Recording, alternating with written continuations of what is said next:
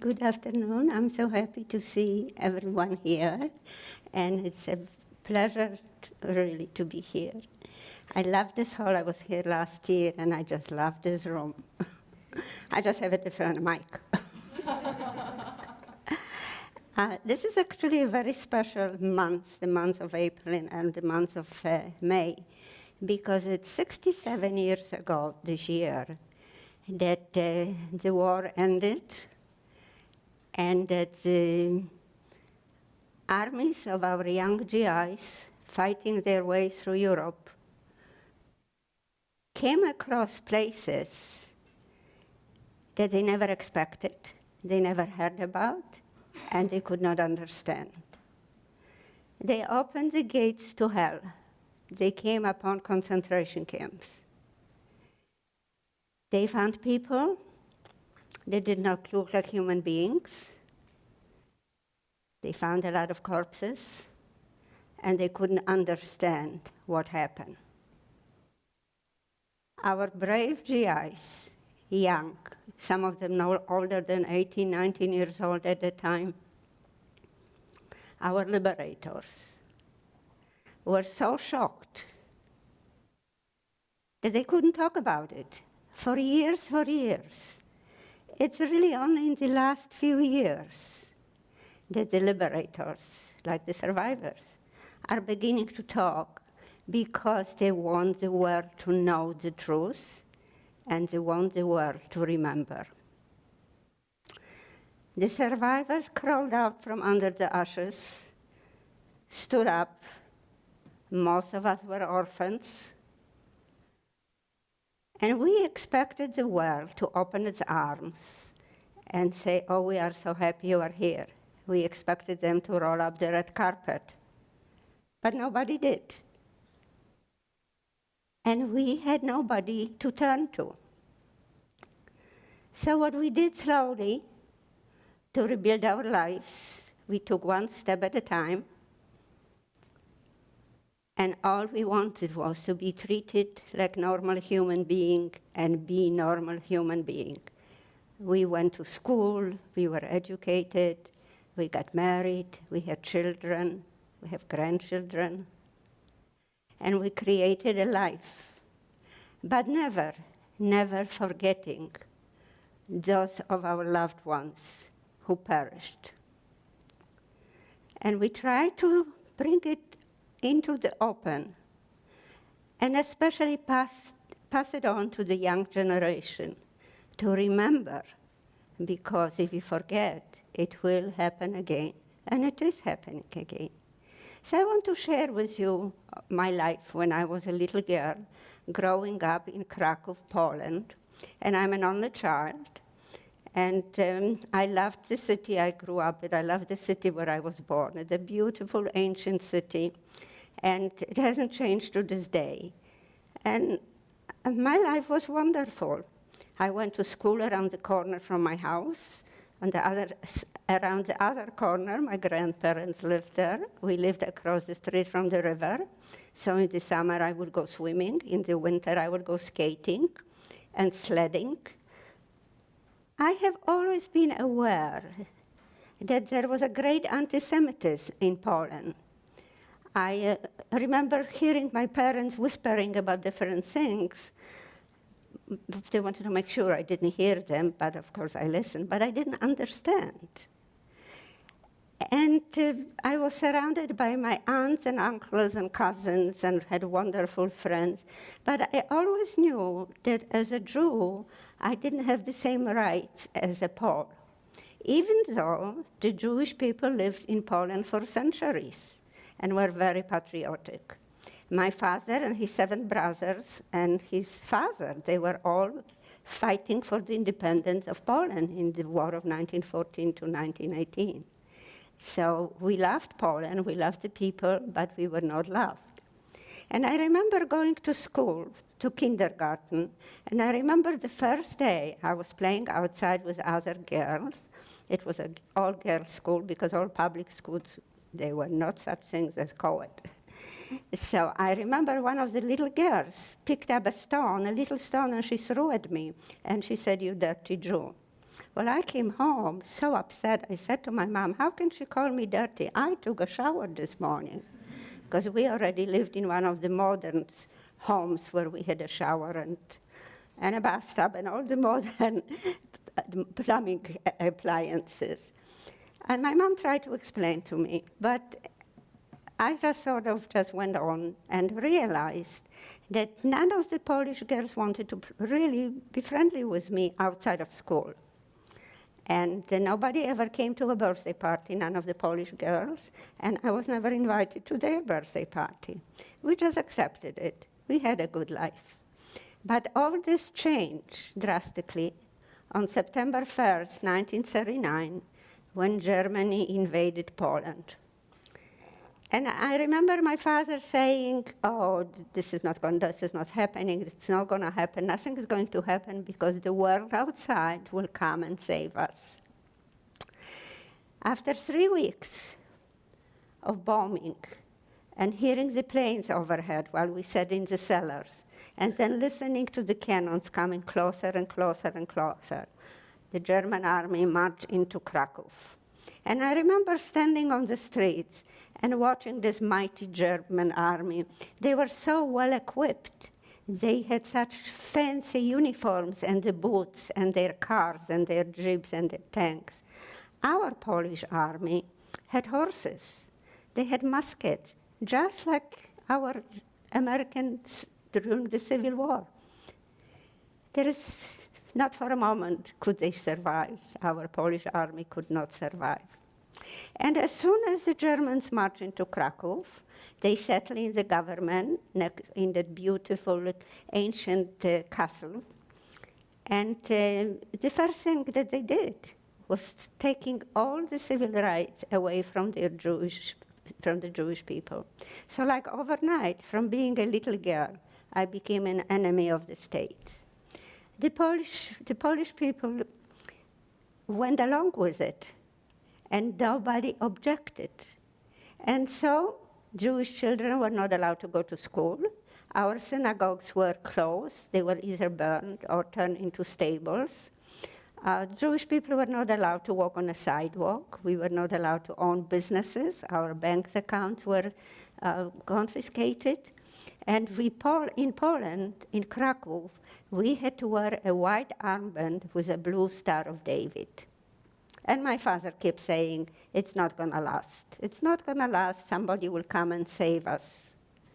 And so we waited. And in the meantime, we had to do whatever the Germans asked us to do. And I remember that my father said, women and children are safe. It's only the men that will have to do hard work. And we tried to believe in that.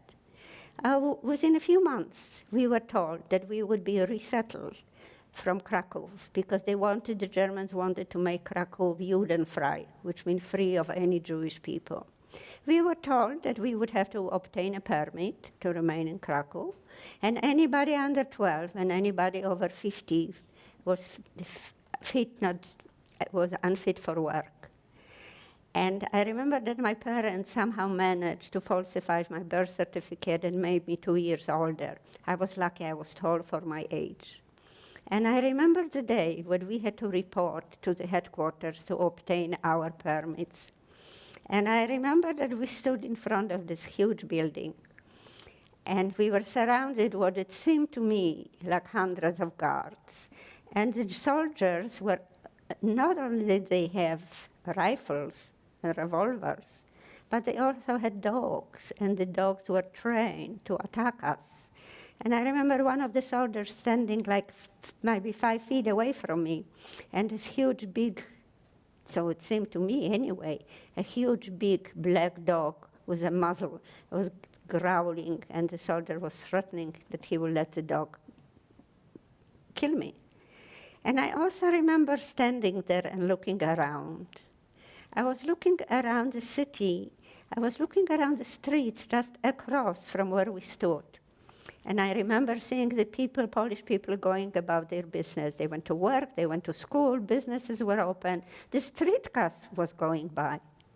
And there we stood, the neighbors, the people that lived in Poland for so many years.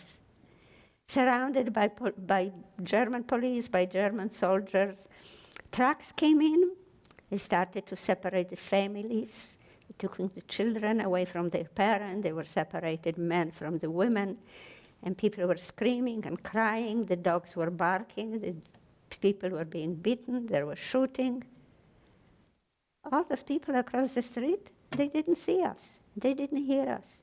They didn't pay any attention to us. Within a few short days, almost 20,000 Jewish families were sent for resettling. At that time, in Poland, there were about 250,000 people living there, and about 40,000 were Jewish. And we believed that those that were resettled were sent to farms to help the farmer grow food for the German army. We never heard from those people again, but we assume it was because of the war that the mail couldn't get through. And the rest of us who were allowed to stay with the permit, we were told that we had to leave our homes and take very few things with us. We would be resettled into the ghetto. Now, what is a ghetto? The ghetto was just a part of the town. It was the older part of the town across the river. And they had built a wall around an area of about 1 avenue and about 4 blocks. And that's where the people, over 25,000 people at that time, and it grew as time went on, those were the people that had to leave our homes. And I remember my father was able to get a pushcart, and it was in March. It was March, beginning of March in 1940. And I remember that it was very cold. And I remember that we had to dress in many, many layers to make sure that we have enough clothes, because we were only allowed a small suitcase. And on the pushcart, my father and my mother put some linens and bedding and pillows and blankets and some pots and pans. And I also remember that my mother made me clean up, polish the mail slot in front of our door of our apartment. And I looked around. I looked around my apartment. I looked around my room. And I was a great reader, and I used to collect Shirley Temple dolls. Now, probably most of you don't know a thing about Shirley Temple dolls. But when I was growing up, she was as popular as Barbie. And I had many different dolls, because my mother always rewarded me when I had good grades in school. So I always made sure I had a good grade so I could get another doll.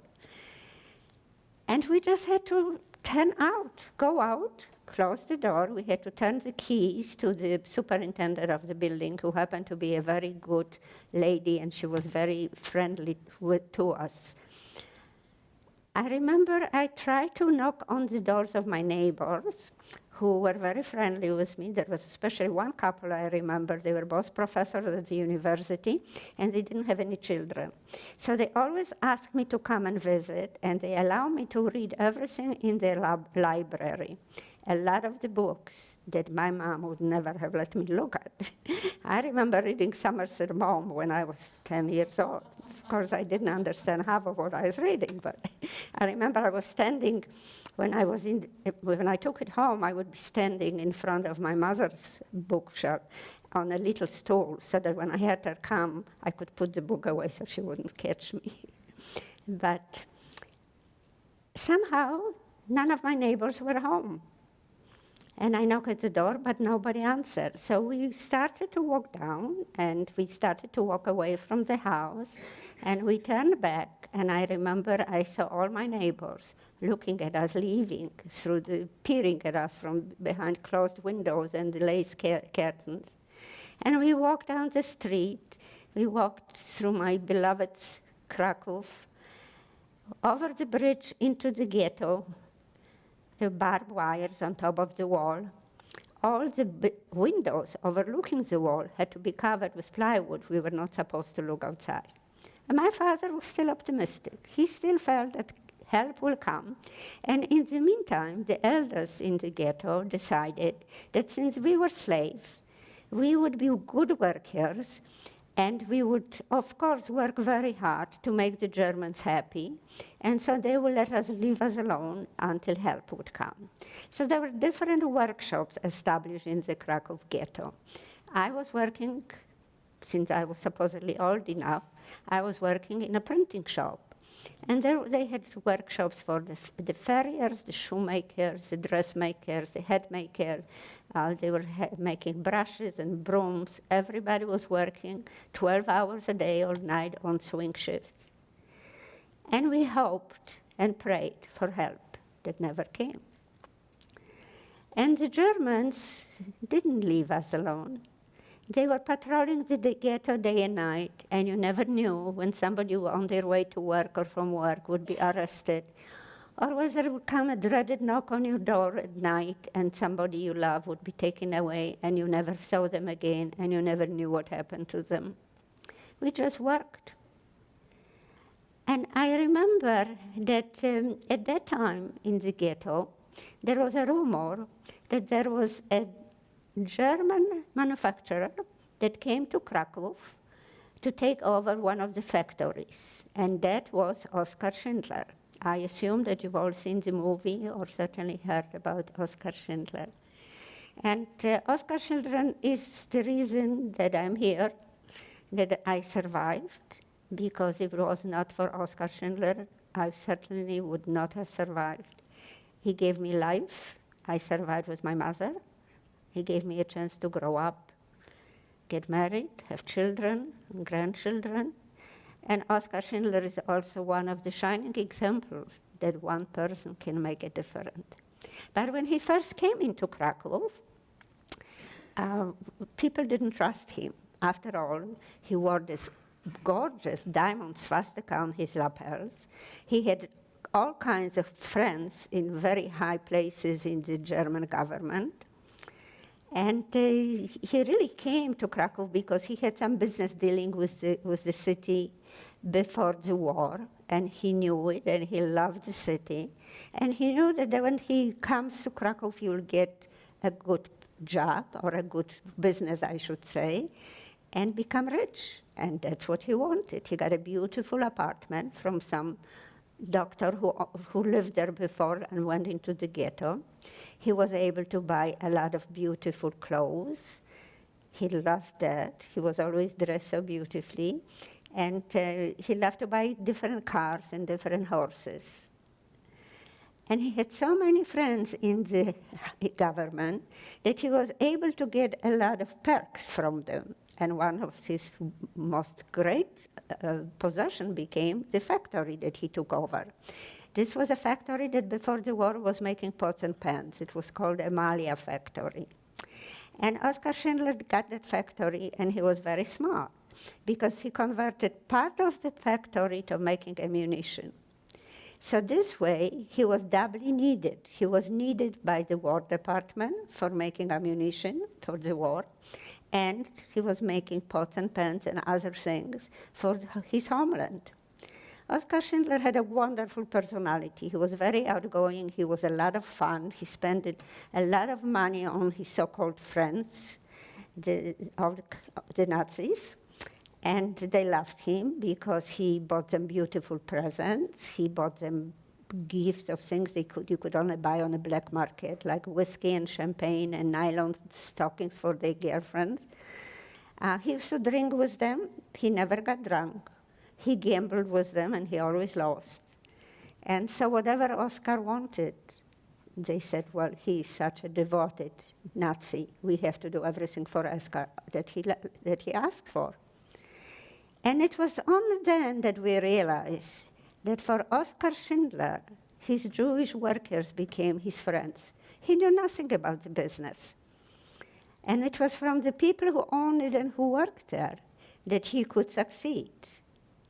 But to Oskar Schindler, as he looked at us, we were not enemy, we were not inhuman. He did not consider us worse than rats or worse than cockroaches, like all the rest of the Nazis did. Oskar Schindler considered us his friends. And so everybody's dream was to go and work for Oskar Schindler. But I was, of course, still very young at the time, and my mother worked in a printing shop, and so my father still worked for the factory he worked before the war, because the owners of that factory escaped to Russia, and my father knew how to run it. So he was allowed and requested by the Germans to stay there for a while. And we always hoped that things will get better, that the world outside will hear what's happening. Because people in the ghetto were dying of starvation. We didn't have enough water, we didn't have enough food, we didn't have enough electricity. We had no medicine. And even though there was a hospital in the ghetto, people were afraid to go, because every night the Germans would come and take all the people out. Sometimes they'd be shooting them right there, or sometimes they would take them away. So nobody went to the hospital. And then one day, a man came into the ghetto, one of the German officers, and that was Amon Get. And Amon Get was, as you saw, he was a very sadistic murderer.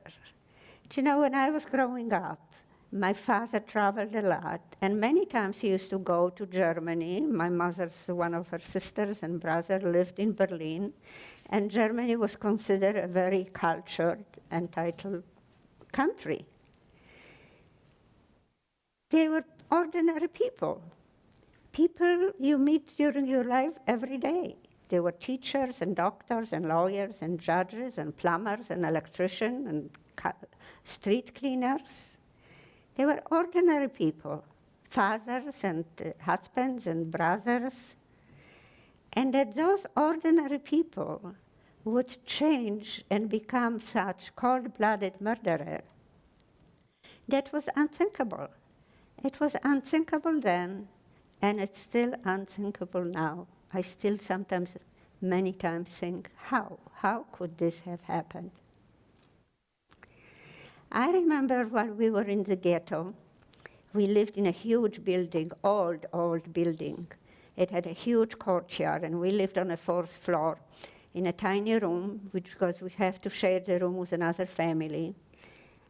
There were two rooms. The first room, I remember, was 6 people living there, and in the next room where we lived, there were also 6 people, 2 families. I remember my parents put a string from one side of the wall to another and hung a sheet over it so that each one would have a little privacy.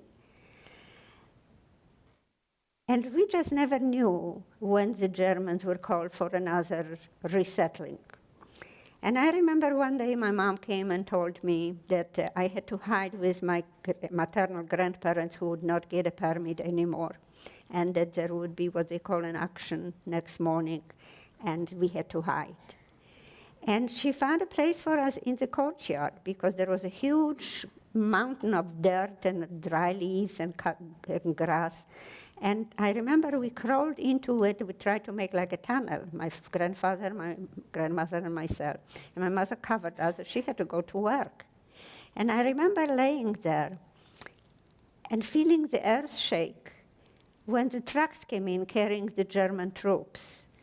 And when they ran out, and they were running down and up the street into each house, the ground was shaking, and so was I shaking because I was so scared.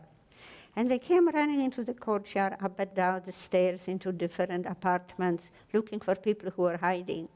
And you could hear shooting every now and then, and you realize they found somebody in hiding. And what it seems like eternity before they were finally leaving, that I could hear them go by, yelling and screaming, and every now and then I could, they were trying to find somebody hiding in the mountain of dirt, and I was so afraid that they would find us. And then when finally it was very quiet, and after a while my mom came, and she helped us to get out. And we were standing there trying to clear up. We had dirt in our hair and our clothes, and we were trying to get clean. And then we came face to face with the last patrol of the day. There was nobody there. There was nobody on the street. There was nobody anymore there. And they found us. They found us, and they took my grandparents away. They had no permit. I had a permit. My mother had a permit. And we were very lucky that they didn't kill us because we were standing with somebody who didn't have a permit. And they walked away. They took my grandparents away. And the last picture I have to this day, I can see them walking away, holding hands. And they were walking very slowly with the soldiers on each side. And they were not beating them. They were just walking away. And that was the last I ever saw of them. And then just a few days later, there came the dreaded knock on our doors, and my father was arrested. My father was put in jail in the ghetto. He was accused of working in the resistance, which is not true. And my father was taken away, and we never found out what happened to him. In other words, we looked for him in Auschwitz, and I don't think he made it that far. I think he was probably killed as soon as he was taken away from us. And then came time to liquidate the ghetto by Amon Get, who we heard he was from Vienna, so we had high hopes that Amon Get, born and brought up in Vienna, would be very cultured, intelligent, and probably much nicer person. We were wrong. He was a beast. He was a sadistic, horrible beast. And the day came that we had to leave our homes again, and we had to go to the concentration camp Plaszow.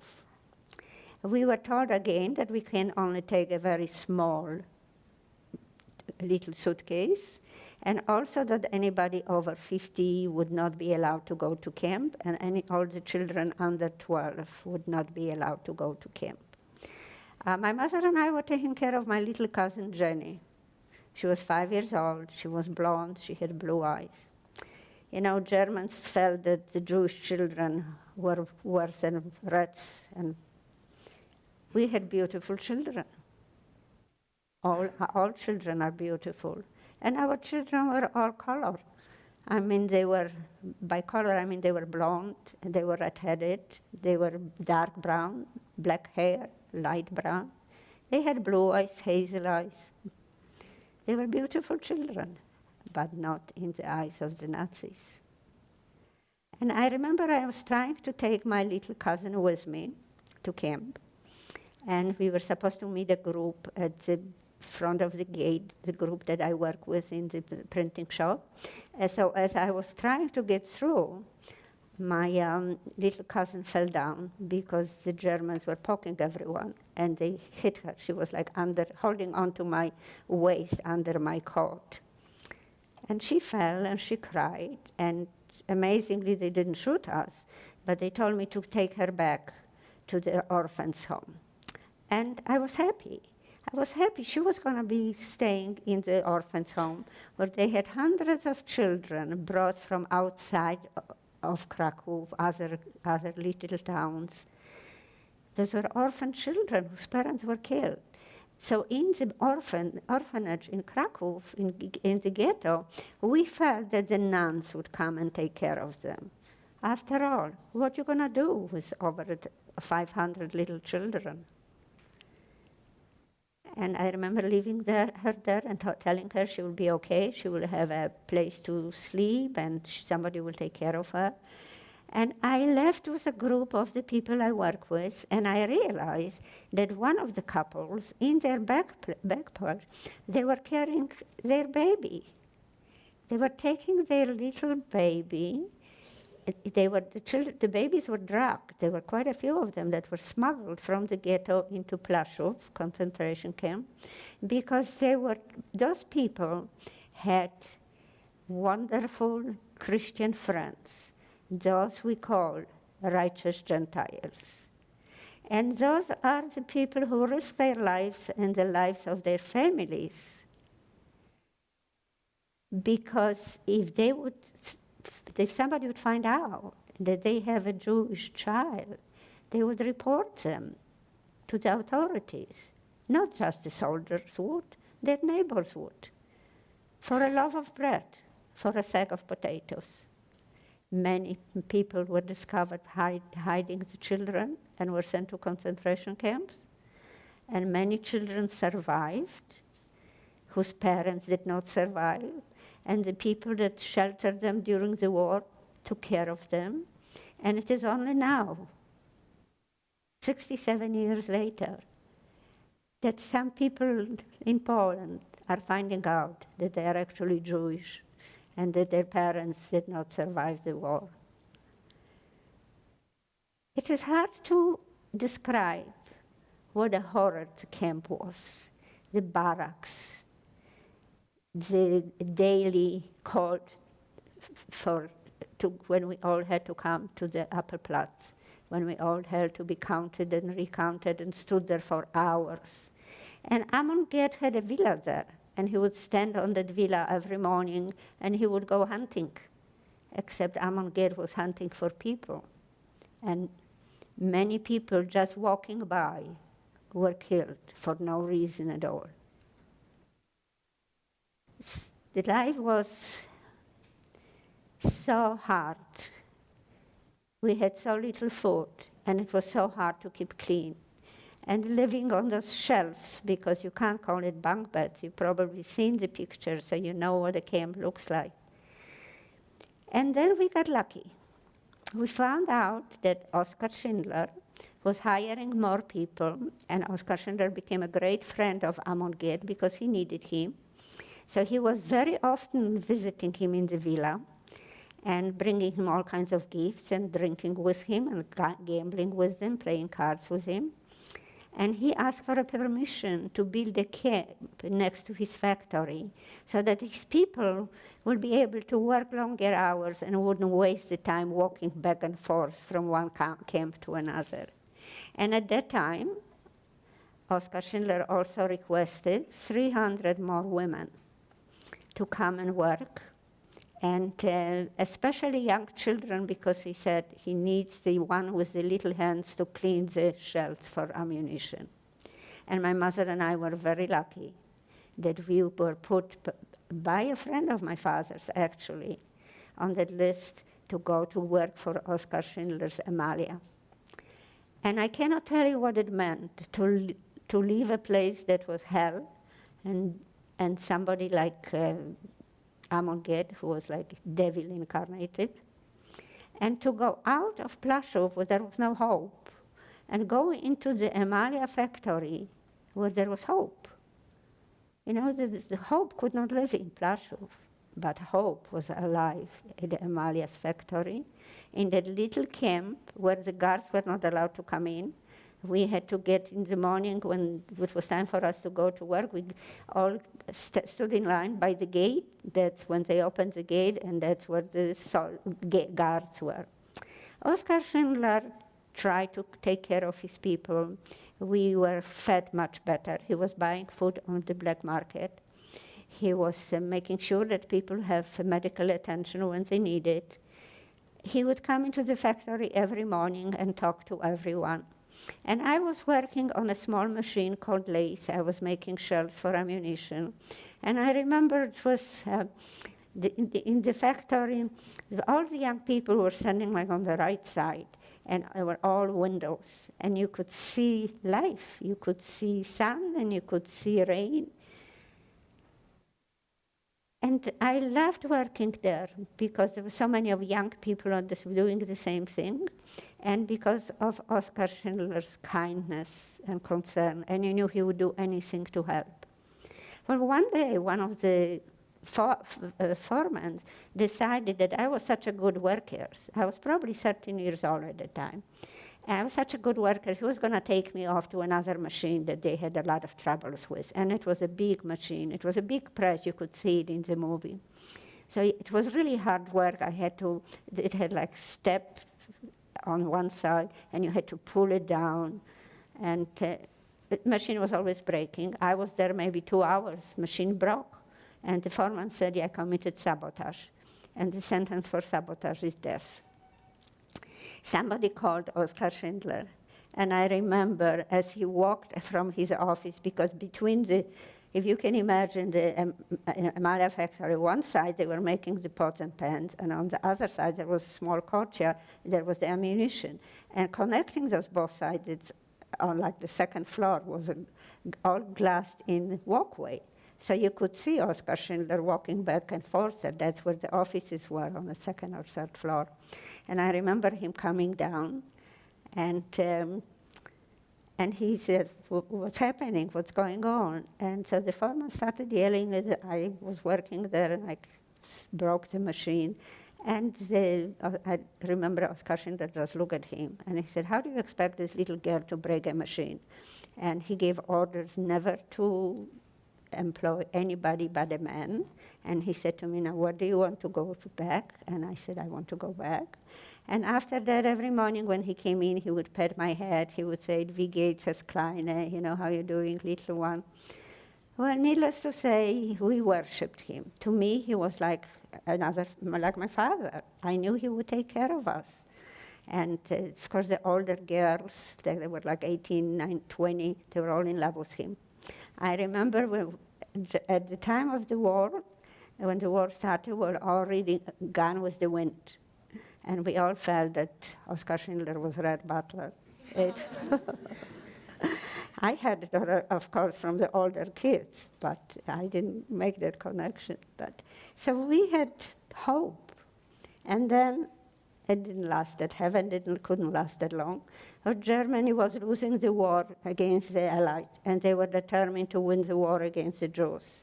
And we were all going to be transported to Germany. And that's when Oskar Schindler made his famous deal with Amon Ged. He was going to move his factory to Czechoslovakia, where he came from, and he was going to take all his workers with him. And so they sent all the women ahead, and the men were going to reconnect or reassemble the machinery to be sent to Czechoslovakia. And I remember we were all given a tattoo, but the Jewish doctors were doing it. They didn't know what they were doing. So luckily, for most of us, where they were KL, which means concentration lager in German. And it didn't take very long. By the time the war ended, we scratched out. We were scratching and scratching until the tattoos disappeared. Unlike all my brothers and sisters who were tattooed in Auschwitz, and they go to the grave with the number on their arm. And I'm sure there must be a special place for them. But I remember that when we were sent to Plaszow to be loaded on the trains, all of a sudden we realized that we were being packed like sardines, that like we couldn't move. We were standing there, one practically on top of another. If somebody wanted to move, we all had to move. The doors were locked. There was no light. There was no water. There was no food. There were no bathroom facilities. And we stood there for a long time before the train started to move. And as the train started to go, we realized that what we were seeing through a tiny, tiny crack in the wagon, in that wagon where the Germans used to transport their animals. But when they transported their animals, they were very kind to their animals. They gave them water and air and food, not for the Jewish women, not for the Jewish people. And so I remember that we were getting very scared. And some women were fainting, and they couldn't fall down because everybody would have to fall down with them. And when the train finally came to a stop, which seems like eternity, and the doors opened, it was late at night, and I remember the spotlight shining on the train, and I remember seeing miles and miles of wires, and there was a sign, Auschwitz-Birkenau. And then we realized the rumors we have heard must be true. We heard rumors. We had rumors about Auschwitz-Birkenau, but we wouldn't believe it. How could you believe something like that in 20th century? Auschwitz is a huge place. There's Auschwitz I, where the Germans kept their prisoner of war, their religious prisoners, their political prisoners, and others. And there was Auschwitz II, which was Auschwitz-Birkenau, where the Germans had the gas chambers and crematoriums, and where they were bringing all the Jews. Now, not all the victims were Jewish, but all the Jews were victims. And I remember we stepped down, we were helped. Some of us had to jump down, and there were some prisoners helping us to go down. And I remember there was a terrible stench in Auschwitz. There was such a terrible stench in Auschwitz. And we thought it was snowing, because it was early November, and it was very cold. So we thought we would catch snowflakes and eat it. And then we realized there were no snowflakes. Those were ashes. And then we were told to run. We were always told to run. The Germans stood with the whips, and they were trying to make us run like we were animals. And I remember in foreground, I saw like big chimneys, and I could smoke and fire coming out from there, and I had no idea what it was. And finally we came to stop in front of a big barrack, and there were a lot of German officers, very well dressed and very well fed. And one of them stood with a whip in his hand, and he flicked off his wrist, left, right, left, right. And we realized those who were sent to the left were barely walking. So we were scared. So the rest of us would just stand up, and we would just, trying to pinch our cheeks so we would be healthy looking. And we're pushed to the right into this huge building, to huge barrack, actually. And we were told to undress from head to bottom. And we were shaved from head to bottom.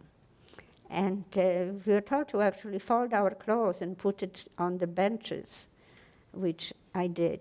I was smuggling a picture of my father under my tongue, and I took it out and put it into the shoes I was wearing, because the Germans looked in the mouth and to see if you had a gold tooth, which none of us did, but anyway. And I remember that the people who were shaving us, cutting our hair, they didn't know what they were doing, and of course the scissors were blunt, and they were cutting part of our scalps with it, and we were crying, it was hurting, and then they were spraying us with disinfectant. I think it was powder, actually. They didn't have, those spray bottles we have now. And they were saying to us, well, you don't have to cry because you're gonna live, you're gonna actually go to the shower. But by that time, of course, we didn't believe anybody anymore. And we were pushed into that room just the way you saw it in a movie. And we stood there shaking and crying. We had no idea what was going to happen to us when the light came on and water came down. And I remember looking around. I stood right next to my mother, and all the people I worked with for the past few years that I knew. I couldn't recognize anyone.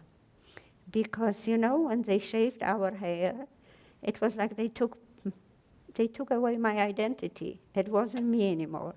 All those years in the ghetto and in the concentration camps, my mother had to cut my hair shorter and shorter, but I still had hair. We still all had hair. I was still a girl. I would wash my hair. I would try to fix it up with my fingers, all of us. And now, I said to my mom, now we are dead. You see, they killed us, but you see, now we don't have to worry about it anymore because it didn't hurt that much. And then when the shower stopped, they pushed us out to the other side of the room. We never came back to where we left our clothes. And there was a group of women, SS guards, and they were vicious. And we were wet. We didn't have, towels. And they told us to hurry up, beating us, to put up shoes and some clothing. So there was a big mountain of Dutch wooden shoes. So as soon as you put your wet foot in it, you got blistered. And if you got a shoe that was too big or too small, you didn't have a chance to change it. You just had to take it. And there was a mountain of clothes. And I remember I saw something yellow with red. And I had my most favorite dress, my first dress my mother ever let me choose. She allowed me to get a dress that I wanted, and it was a yellow dress with red flowers. And I thought, maybe it's mine. They took everything away. Maybe it was mine. So I started pulling it out, and it was a huge, huge dress. Must have belonged to a very big, fat lady. And I put it on, and I tried to, I had to tie it around me like 10 times so I wouldn't trip of it. And then they pushed us out to the other side of the barracks. And then for sure I know we were dead, because nobody alive could be in a place like that. Now, it was winter, it was cold, it was snowing, but somehow I don't remember the snow, I do remember the mud. It was so muddy, it was so hard that your shoes filled out with the mud. And you cannot describe what Auschwitz was like. There are no words that can describe the horror and the fear and the dirt and the hunger and the fear, always the fear that Auschwitz was. The women on Schindler's List were in Auschwitz for 3.5 weeks, and it seemed like eternity. Because in Auschwitz-Birkenau, they really kept the people there until there was more room in the crematorium and gas chamber. After 3.5 weeks, we were sick. We had dysentery. We wouldn't have lasted much longer. And when the orders came that we were going to leave, we had no idea where we were going, but everybody was saying, Oskar came to get us. And so we went through another shower, and we were able to get some other clothes. And we were put on a train. Oskar Schindler did not come to Auschwitz to get us out. Oskar Schindler sent one of his beautiful secretaries with a fortune of diamonds. He sent her to Auschwitz to bribe the commander of Auschwitz to let his people go. Like Moses, I always said this was Moses letting us out to live. And I remember when we were put into the train, this time the boxcar, we could sit. And one of my girlfriends was laying across my lap, and she was running such a high fever. She was so sick. About an hour after we left Auschwitz, she broke up in scarlet fever. If she had broke up in scarlet fever while we were still in Auschwitz, they would have never let us go. After all, scarlet fever is infectious disease. And I remember that there was a little hole in back of my, in back of the car, and I was sticking my finger trying to scrape some snow. And to this day, she's in Canada, my friend Herta, and to this day she remembers I was trying to put icicles on her, in her mouth. And she survived because as soon as the trip ended, and the doors opened, and there on a podium, there on a platform stood Oskar Schindler. And I never forget what he looked like, with a green Tyrolean hat, with a feather in his head. He had a long green loden coat, and his boots, always boots shining like a mirror, always cigarette in his hand. And he said, you are finally here, and now I will take care of you. And take care of us he did. Mr. Schindler came to live with him in Brinitz. They had an apartment on the floor of the factory. They had a beautiful villa away from the factory. They never slept there because they were always afraid that if they would be away from the camp, that we would be killed. The soldiers that were sent to guard us, they had orders after a time to kill us. And Oskar Schindler bribed them constantly, so made sure they had a lot of whiskey or vodka or whatever to keep them half conscious. And actually, Oskar Schindler and one of the men who later became Chief Justice of Israel created an order form with orders supposedly from Adolf Hitler for the Obersturmführer Leopold, who was in charge of the German company in Brinitz, recalling Leopold to come back to Berlin for an audience with Adolf Hitler. So he left, of course, but he could never come back. Once he went to Berlin, I don't know if he was sent to the Russian front or whatever, but the soldiers were left without a leader. Oskar Schindler became their leader, so they did whatever he asked. And I remember that Oskar Schindler always said, I'll be very upset if you make anything that's going to work. And since we really never made anything that could work, because the factory was never really put together, so he used to buy from other factories the things that we were supposed to make and send it as something that we made, because otherwise, when everybody would find out what he was really doing, he would be killed. And I remember when he called us to the factory, all of us, because normally there were two shifts, so we were never together, and he told us that the war was ending at midnight, that Germany would sign a surrender, and that he had to flee. He had to give himself up to the Americans because we were going to be liberated by the Russians. And since he was a manufacturer of weapons, a member of the Nazi Party, employer of slaves, they would kill him on spot. They would not listen to us. And I remember how horrible we felt when he left. I felt like my father was leaving me. And it was not as dramatic as you saw it in the movie because he was in a hurry, but we all lined up and kissed their hands, Mr. Oskar Schindler and Emilia Schindler. She was so wonderful to the people. She took care of sick people. The last 7 months of the war, hundreds and thousands of Jewish people died marching from Poland and Czechoslovakia into Germany. There was a camp in Stutthof with 2,000 women, young women, and they were put in lifeboats out to the sea, and they were told that there was a ship waiting for them and take them away. And when they were far away from the shore, the lifeboats were machine gunned, and all the women died, drowned. We were secure. The 1,000 people, 700 men and 300 women, we were hungry because it was hard to buy food, but we were not starving. And we had Oskar Schindler to take care of us. So when they left, we said, now who's going to take care of us? And we actually had waited. The people, the young men in our camp, were supported by the Czech underground. They were given uniforms and rifles to guard us so that the retreating Germans wouldn't kill us.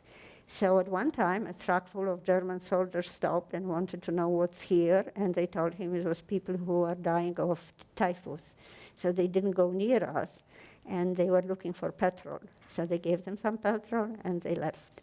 And we waited about a week, I think, before the Russians came. And it came one Russian soldier on a small donkey, I think.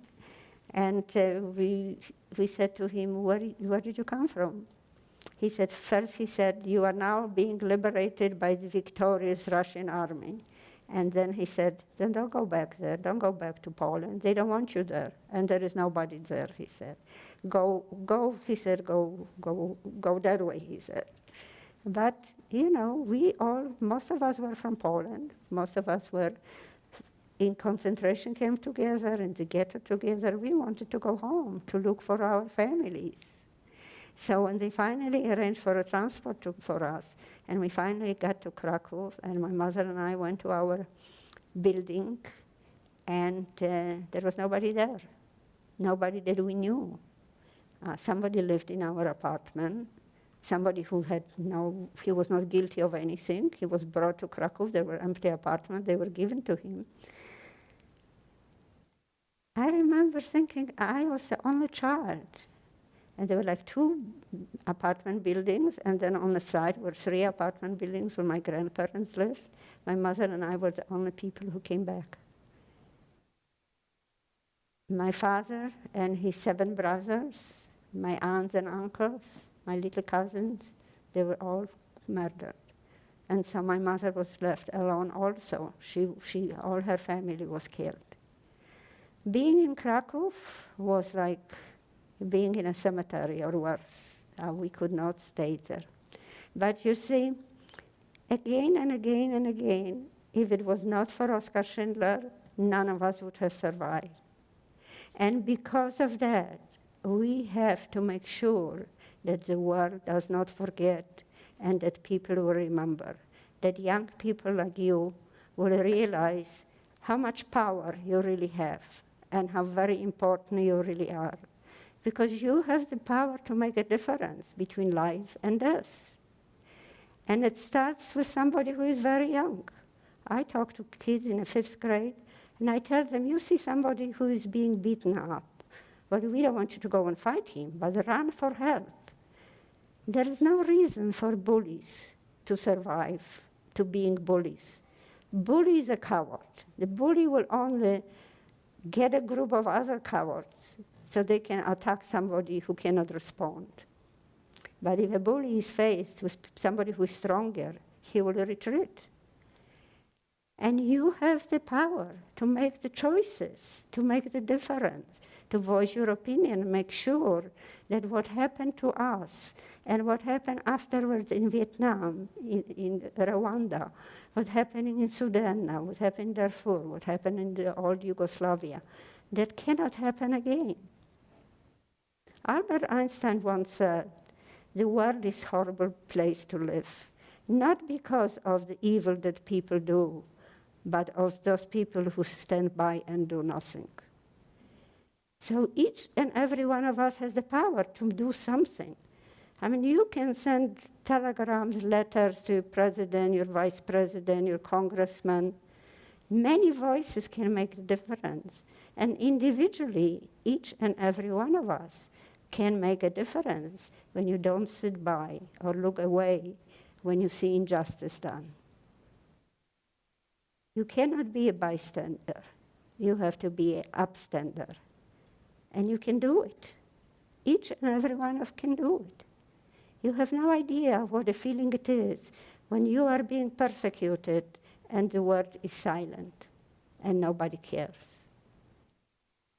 I know that it was John Kennedy who said, when you cut a finger of anyone, the blood is red. Doesn't matter what color you are, what race you are, what religion you are. Inside, we are all the same.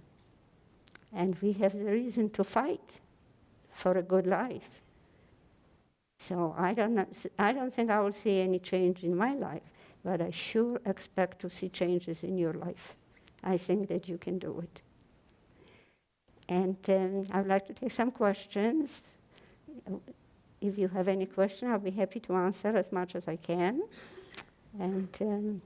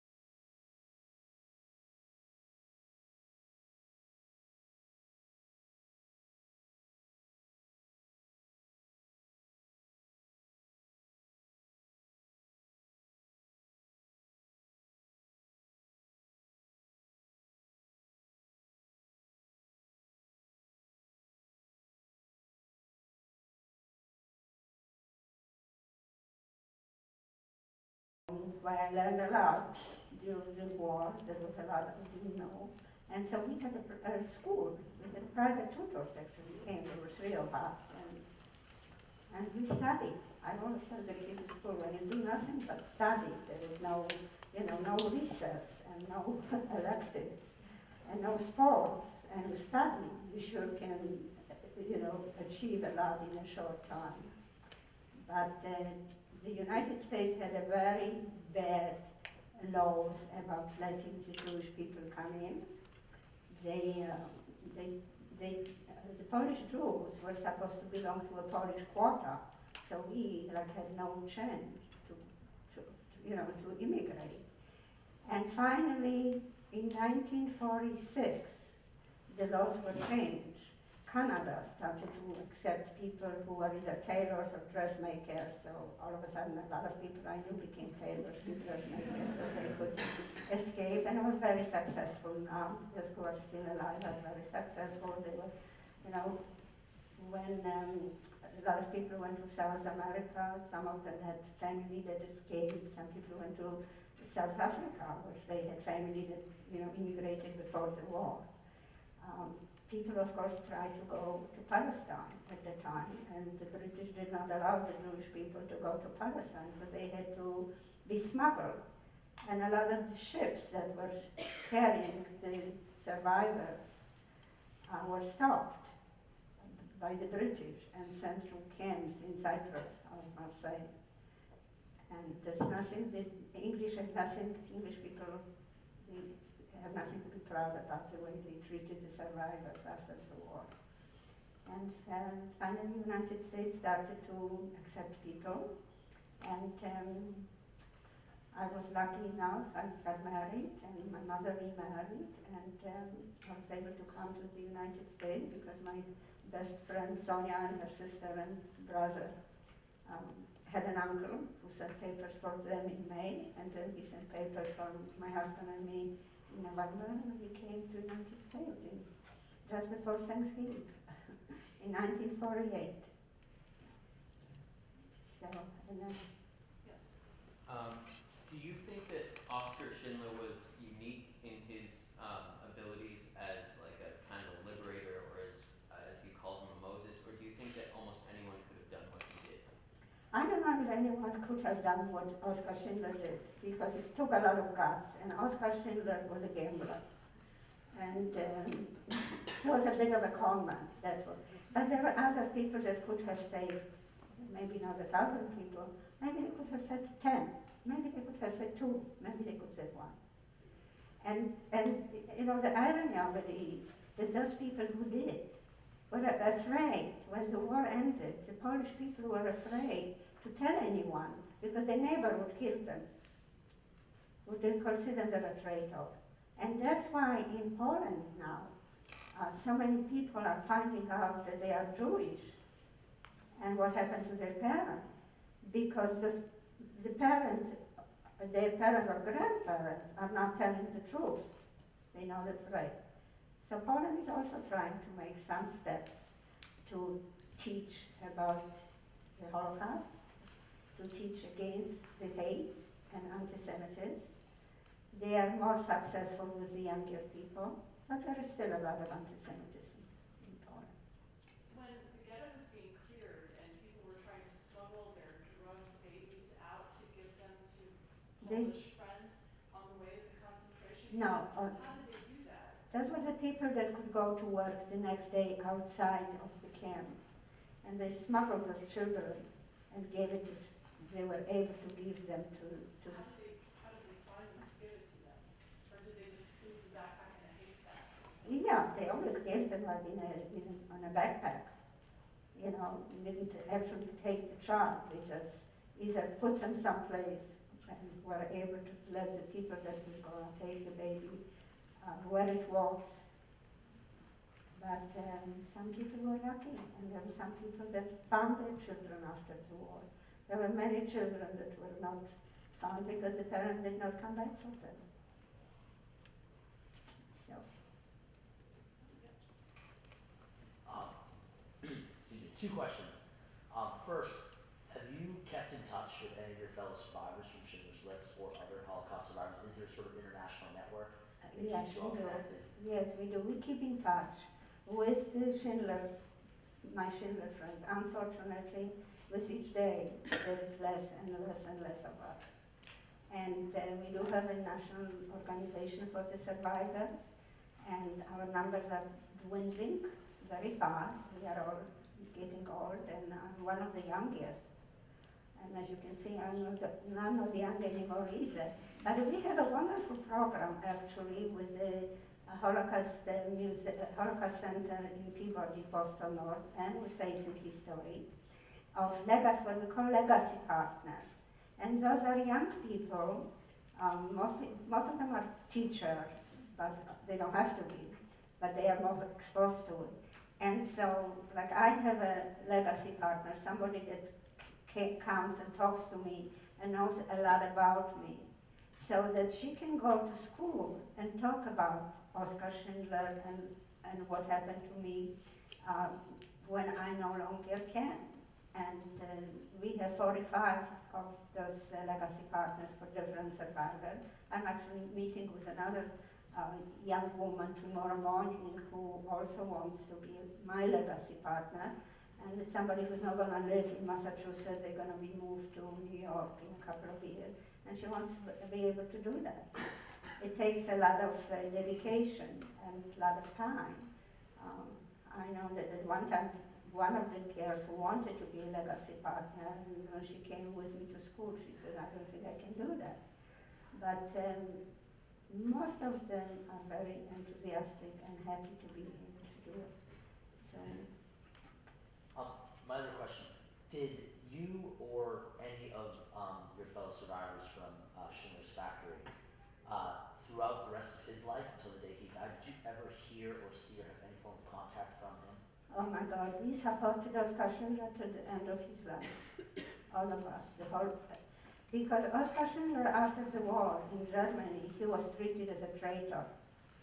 So for 2 years he worked for the American occupation, trying to identify Nazis. As I said before, there were no Nazis and no SS in Germany after the war.